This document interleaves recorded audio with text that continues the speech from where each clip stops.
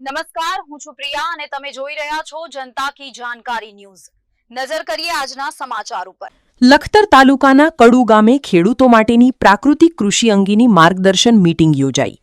ખેડૂતો માટે રાજ્યવ્યાપી વિશેષ જાગૃતિ અભિયાન તારીખ 16/5/2026 થી 15/6/2026 1 માટે સમગ્ર ગુજરાતમાં ચાલી રહ્યું છે। ત્યારે ખેતીવાડી વિભાગ, આત્મા પ્રોજેક્ટ અને પ્રાકૃતિક કૃષિ વિભાગ દ્વારા લખતરના કડુ ગામે ખેડૂત મીટિંગનું આયોજન કરવામાં આવ્યું,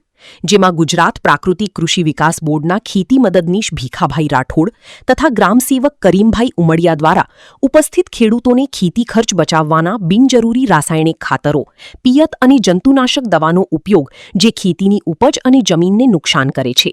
ખાતર તથા પાણીનો વિવેકપૂર્ણ ઉપયોગ અને ખાસ પ્રાકૃતિક તેમજ પ્રાકૃતિક ખેતીના ફાયદા, સરકાર દ્વારા પ્રાકૃતિક ખેતી માટે મળતું પ્રોત્સાહન, કયા પાકોનું વાવેતર આપણને ઉપજ, નીપજ અને જમીન સુધારા માટે હિતાવહ છે જેવી વિવિધ ખેતીલક્ષી માહિતી આપવામાં આવી હતી।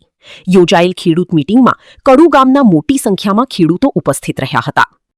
આજે કડુ ગામમાં સરકારશ્રીની ગાઈડલાઈન મુજબ ખાતરનું વ્યવસ્થાપન એટલે કે ફોસ્ફરસયુક્ત ખાતરો તેમજ નાઇટ્રોજનિક ખાતરોનો કાર્યક્ષમ ઉપયોગ થાય તેના માટે એક ખેડૂત શિબિરનું આયોજન કર્યું, જેમાં ખેડૂતોને પ્રાકૃતિક ખેતી તેમજ ડીએપીની જગ્યાએ કેવા ફોસ્ફરસયુક્ત ખાતરો વાપરી શકાય તેના વિશે તેમજ પીએમ કિસાન તેમજ કૃષિ પ્રગતિ એપ વિશે માહિતી આપી, તેમજ પ્રાકૃતિક ખેતીની વધારે માહિતી ભીખાભાઈશ્રીએ આપી। મારું નામ રાઠોડ ભીખાભાઈ, ગુજરાત પ્રાકૃતિક કૃષિ વિકાસ બોર્ડ સુરેન્દ્રનગર અને આત્મા પ્રોજેક્ટ દ્વારા આજે કડુ ગામ ખાતે જે ખેડૂત ભાઈઓની મિટિંગ રાખી છે। સમતોલ ખાતરનો વપરાશ એટલે કે રાસાયણિક ખાતરનો યોગ્ય વપરાશ કરવો,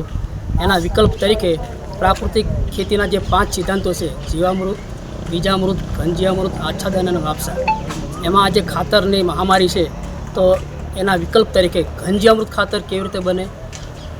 સાણિયું ખાતર કેવી રીતે બને, સાણિયું ખાતર જે ખેતીના પાકોમાં કેવી રીતે અસર કરે છે, કેવી રીતે ફાયદો આપે છે, એમાં કેટલા સૂક્ષ્મજીવો છે, જેમ કે સાણિયા ખાતરમાં 10,000 સૂક્ષ્મજીવોની સંખ્યા છે, જ્યારે ઘનજીવામૃત ખાતર જે બનાવીએ એમાં 1 અબજ સૂક્ષ્મજીવાણુ છે જે આપણને ખેતી પાકોમાં વધારેમાં વધારે ફાયદાકારક છે અને ઘનજીવામૃત બનાવવામાં નહિવત ખર્ચ થાય છે અને ઘનજીવામૃત એક ડીએપીના પાયાના ખાતર તરીકે કામ કરે છે, જેથી આપણે ઘનજીવામૃત ખાતર બનાવીને આપણી ખેતીમાં ઘનજીવામૃતનો ઉપયોગ કરવો જોઈએ, જેથી કરીને આપણા નાણાંનો વ્યય ના થાય ને ઓછા ખર્ચે આપણને સારું એવું ઉત્પાદન મળે।